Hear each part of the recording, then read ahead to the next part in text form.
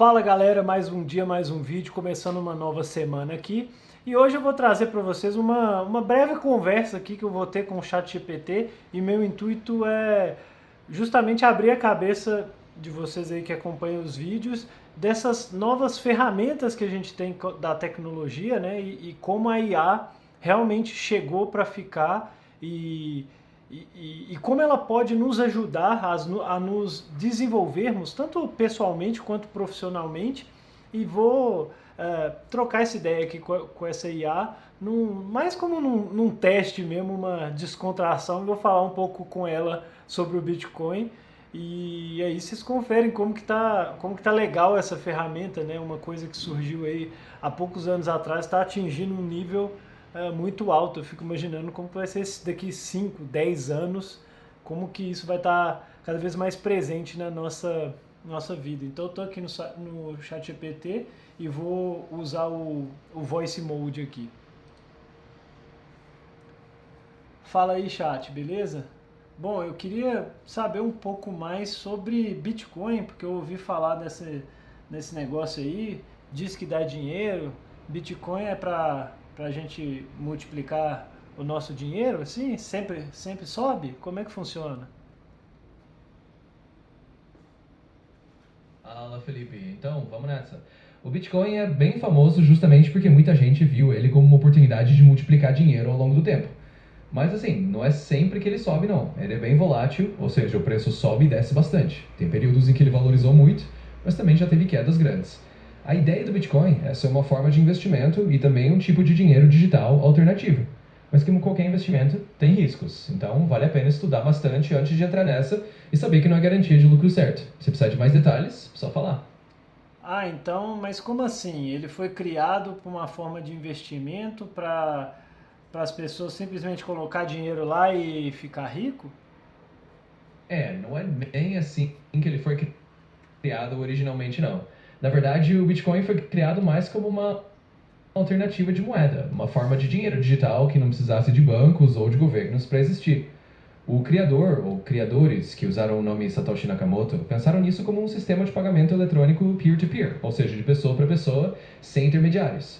Com o tempo, as pessoas viram que ele podia ser também uma espécie de investimento, porque o valor dele começou a subir bastante em alguns momentos. Mas a intenção original era ser uma moeda digital descentralizada. O lance de ficar rico veio depois, mais por causa da especulação e do interesse do mercado. Mas para que eles criaram esse dinheiro? Já tem o dinheiro normal? Para que eles inventaram um dinheiro novo? Ótima pergunta, Felipe. Então, a ideia de criar um dinheiro novo, como o Bitcoin, surgiu justamente porque algumas pessoas queriam um sistema financeiro diferente, que não dependesse dos bancos tradicionais ou de autoridades centrais, tipo governos. Eles queriam algo mais descentralizado e global, que qualquer pessoa no mundo pudesse usar, sem precisar de uma conta bancária tradicional. Além disso, eles queriam mais privacidade nas transações e mais controle sobre o próprio dinheiro. Resumindo, eles criaram o Bitcoin para oferecer uma alternativa ao dinheiro normal, dando às pessoas uma opção diferente e com menos intermediários.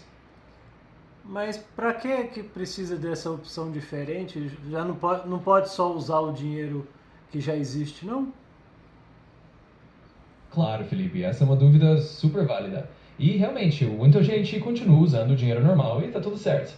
A questão é que o Bitcoin e outras criptomoedas oferecem uma opção a mais, principalmente para quem busca mais autonomia sobre o próprio dinheiro ou quer fugir de certas limitações do sistema financeiro tradicional. Por exemplo, em lugares onde o sistema bancário não é tão acessível ou confiável, onde há muitas restrições, o Bitcoin pode ser uma alternativa. Além disso, ele permite transações internacionais de um jeito diferente, sem passar por tantas taxas ou conversões de moedas. Em resumo, não é que você precise trecar, mas ter essa opção diferente dá mais liberdade e flexibilidade para quem quiser usar.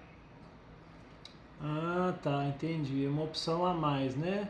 Mas assim, por que eu vou escolher essa outra opção, né? Por exemplo, aqui no Brasil, eu já tenho o real, eu já posso usar o real. Para que eu vou querer outra moeda? O real já é mais fácil de usar.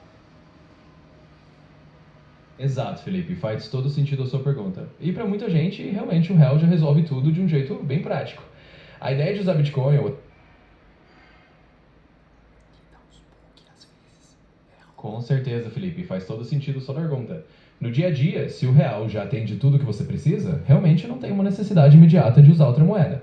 O Bitcoin acaba sendo mais interessante para quem quer diversificar ou tem algum motivo específico, tipo investir em algo diferente, experimentar tecnologias novas ou mesmo fazer transações internacionais com menos intermediários. Então, para quem está satisfeito com o real e não tem nenhum problema com o sistema financeiro atual, o Bitcoin é só uma opção a mais, não uma necessidade. Mas para quem quer explorar outras possibilidades ou gosta da ideia de ter mais controle sobre o próprio dinheiro, aí pode valer a pena. Ah, É isso, Felipe. ter controle sobre o próprio dinheiro, então.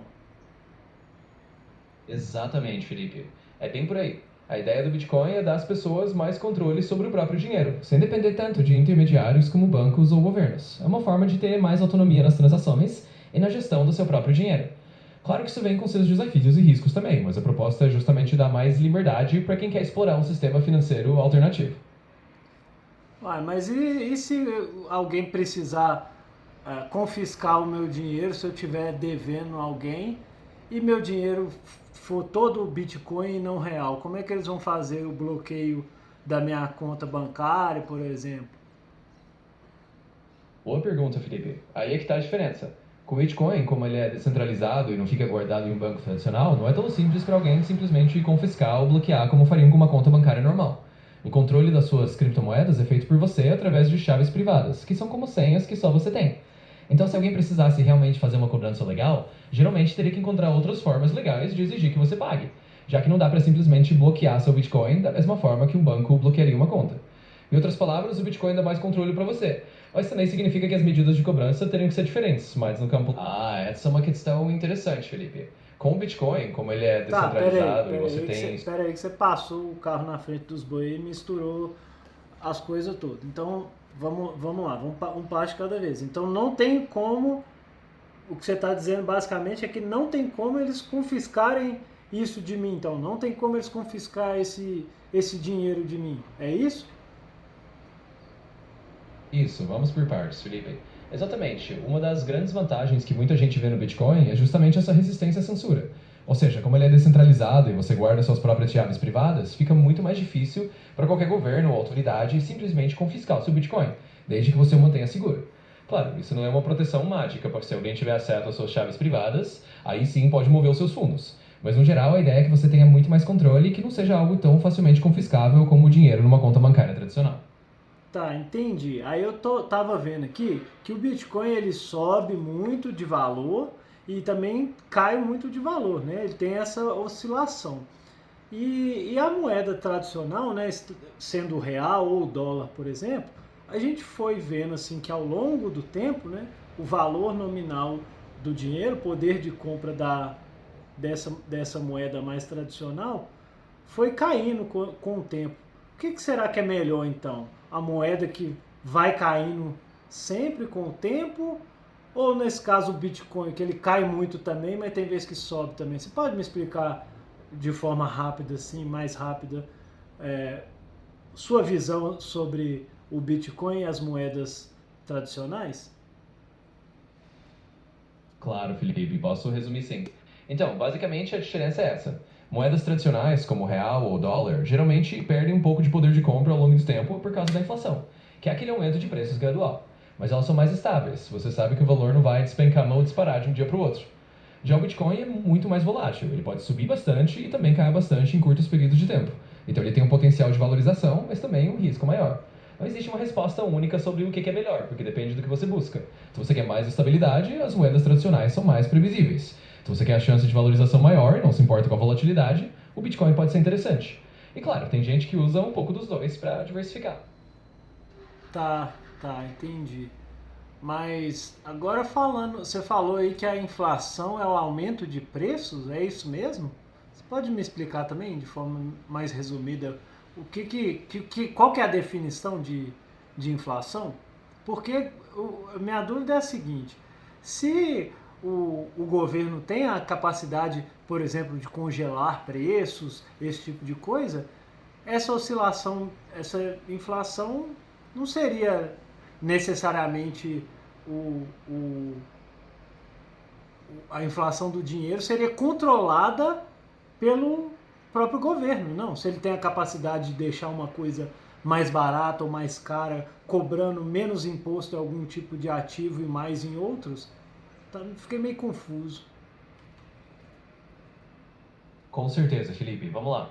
De forma resumida, a inflação é basicamente o aumento geral dos preços dos bens e serviços ao longo do tempo. Isso significa que, com o passar dos anos, o dinheiro vai perdendo um pouco do poder de compra. Ou seja, você precisa de mais dinheiro para comprar as mesmas coisas que antes custavam menos. Agora, sobre o governo.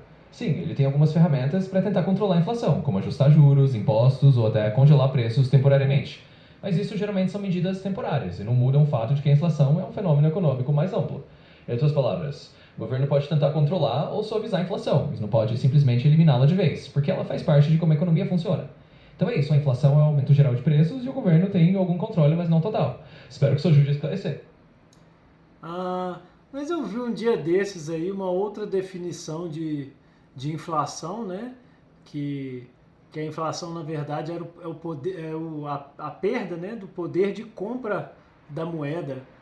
Acho que segundo Mises, isso aí, da escola austríaca. Qual que é a definição certa, então? É aumento de preço ou a perda do poder de compra? Ah, entendi, Felipe. Essa é uma ótima observação. Na verdade, as duas definições estão relacionadas e são duas maneiras de olhar para a mesma coisa. Tradicionalmente, a inflação é vista como o aumento geral dos preços. Mas, como você mencionou, outra forma de encarar isso, que é a visão da escola austríaca de economia, é dizer que a inflação é a perda do poder de compra da moeda. No fundo, é o mesmo fenômeno explicado de ângulos diferentes. Se os preços sobem, isso significa que a moeda compra menos coisas, então é uma perda de poder de compra. Ambas as definições estão certas, só depende de como você prefere descrever. Ah, Então tá, é isso. sei, mas tipo assim, se o valor das coisas pode ser alterado pelo governo, e no caso, a perda do poder de compra da moeda vai, vai sendo uma causa natural, digamos assim, inclusive com o aumento da base de dinheiro circulante na economia, como que a gente pode dizer que é a mesma coisa o aumento da base circulante de dinheiro com o aumento de preços? Porque o aumento de preço, igual eu falei, ele pode ser mexido no governo de forma artificial, sem a aplicação direta da lei da oferta e da demanda, não? Entendi essa linha de raciocínio, Felipe. E você tocou num ponto bem interessante. Na verdade, são dois processos que se relacionam, mas não são exatamente a mesma coisa. A inflação, no sentido clássico, é um fenômeno econômico mais amplo, geralmente ligado ao aumento da quantidade de dinheiro em circulação e também a fatores de oferta e demanda. Se o governo imprime mais dinheiro, por exemplo, isso pode levar a um aumento geral de preços, porque há mais moeda disputando os mesmos produtos. Agora, quando o governo intervém diretamente, congelando preços ou ajustando impostos, isso é uma forma de controle artificial que pode assegurar. Entendi o ponto, Felipe. É uma boa questão. Basicamente, o que acontece é que a inflação costuma ter várias causas, e a emissão de mais dinheiro na economia é uma delas. Quando tem mais dinheiro circulando, mas a quantidade de bens e serviços não aumenta na mesma proporção, os preços tendem a subir. Isso é a lei da oferta e da demanda funcionando. Agora, claro, o governo pode intervir de forma artificial, como você falou, controlando preços temporariamente, ajustando impostos ou mexendo em políticas monetárias. Mas essas medidas costumam ser paliativas e não mudam a natureza da inflação a longo prazo. Em outras palavras, o aumento da base de dinheiro circulante geralmente leva à inflação, porque há mais dinheiro competindo pelos mesmos bens. E mesmo que o governo tente controlar preços por um tempo, a inflação é um fenômeno econômico mais complexo e contínuo. Então, resumindo, o aumento de preços pode ser controlado em certos momentos, mas a inflação, no longo prazo, reflete o equilíbrio entre quanto dinheiro tem em circulação e quantos bens são disponíveis. Isso é algo que vai além de só congelar preços temporariamente. Ah, tá. É, essa conversa aí de congelar preço temporariamente, não sei não. Porque acaba que congela, mas no final das contas, quando volta, volta tudo no reequilíbrio natural da lei da oferta e da demanda, né? Então, isso é bem, isso é bem esquisito na minha opinião. Mas é isso, então eu quero encerrar a conversa aqui e tem um pessoal assistindo lá, eu queria que você pedisse para eles dar um like aí no vídeo, curtir o vídeo e recomendar. é, Você recomenda que use a ferramenta, né, a conversa aqui, igual eu estou tendo com você, para estudar, para desenvolver, para fazer algum tipo de trabalho? Você acha que a ferramenta é boa? E aí no final deixa um tchau pra galera aí, pede para eles comentarem no vídeo, se inscrever no canal e dar o joinha, beleza? Com certeza, Felipe, vamos lá. Então, pessoal que está assistindo, se vocês curtiram essa conversa e acham que essas explicações ajudaram, já deixa um like no vídeo, se inscreve no canal e comenta aí embaixo o que vocês acharam.